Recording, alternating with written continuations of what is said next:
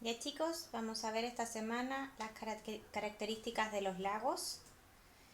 Primero, los lagos y lagunas presentan unas fronteras bien definidas y tienen ciertas características comunes. La cantidad de luz que penetra en el agua se limita únicamente por las capas superficiales. La temperatura cambia tanto estacionalmente como según la profundidad. Es decir, va a depender de si es verano o invierno la temperatura del agua. Y además la disponibilidad de oxígeno se ve limitada ya que solo una pequeña proporción de agua está en contacto con el aire. También existen seres vivos que habitan en ellos. Las poblaciones de organismos que habitan en los lagos y lagunas experimentan cambios estacionales, es decir, no hay los mismos seres vivos que habitan en sus orillas o en el lago dependiendo si es verano, primavera, invierno, etc. A principio del verano, por el incremento de la radiación solar y la temperatura del aire, hacen que las aguas superficiales se calienten más que las profundas y permanezcan en la zona mayor cantidad de seres vivos que habitan en ellos, tales como aves y pequeños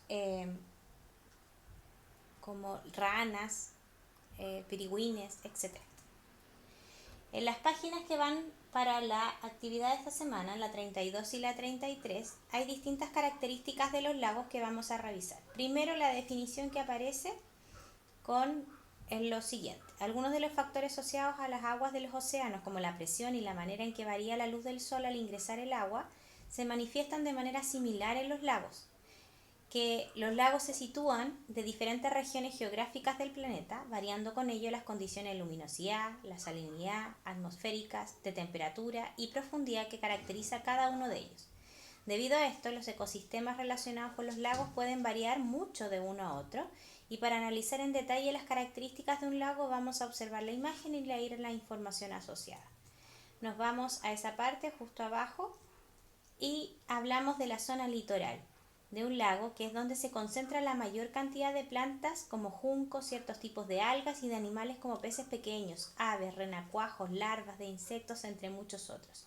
Si se fijan, es la zona donde nosotros podemos ver el contacto con la tierra. La siguiente zona que vamos a revisar es la que se encuentra en el medio. En un lago podemos distinguir dos zonas: la zona litoral, que se encuentra cerca de la orilla, la zona limnética, que corresponde a la región más extensa del lago, donde están sus aguas abiertas, es justo al medio del lago. Ahora vamos a revisar la otra parte, esa de ahí. La zona limnética, muchos de los peces grandes se encuentran en esta zona, que es justo en el medio, ¿cierto? Vamos a revisar ahora la temperatura, que en lagos poco profundos la temperatura del agua no experimenta variaciones significativas. Sin embargo, en lagos de gran profundidad la temperatura disminuye a medida que se desciende, y debido a que no recibe la misma cantidad de luz y calor del sol. Vamos a esa parte de ahí. La luminosidad, el agua en el océano, al igual que en los lagos, ¿cierto?, va a depender del lugar donde nos encontremos. Es decir, la intensidad de la luz que ingresa al agua de un lago disminuye con la profundidad. Este hecho es más notorio en aquellos lagos más profundos o con mayor grado de turbidez. Hablábamos de la turbidez o la cantidad de partículas que hay en suspensión en el agua, ¿se acuerdan? Y ahora vamos a la última parte de allá, que habla de la presión. De la misma manera que en el océano, la presión en el interior de un lago aumenta con el incremento de la profundidad. En general, los lagos son menos profundos que el océano. Sin embargo, existen algunos, como el lago Baikal en Siberia, que alcanzan profundidades superiores a los 1600 metros de profundidad.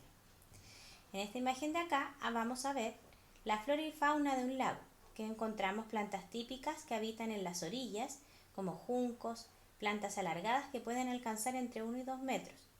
Y la fauna del lago es muy diversa y se pueden encontrar nutrias, flamencos, sapos, ranas, de distintas especies de peces. Todo esto va a depender del lugar geográfico donde se encuentre el lago.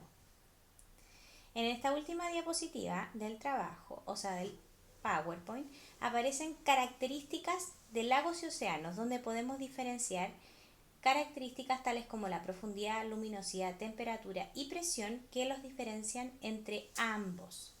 Entonces, la actividad de esta semana va a ser sintetizar la información y las características entre lagos y océanos. Que estén bien.